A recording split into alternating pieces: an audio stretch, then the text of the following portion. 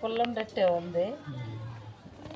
అది లేనట్టు ఇదేందా అచ్చం పుల్లాలే ఉంది. పుల్లలే ఉంది. అది పుల్లే అనుకుంటున్నా. ఏంది పుల్లనే? పుల్ల కాదు ఇది, మొత్తానికి వేరే మన అడవి జంగిల్లో నుండి వచ్చింది. ఇది ఎక్కడిది కాదు. దీని పేరేందో కూడా అర్థం కావట్లేదు. అది మనకి ఇది ఉంటుంది చూసావా, ఏమంటారు దాన్ని? అసలు ఇది ఏ జాతి అర్థం కావట్లేదు.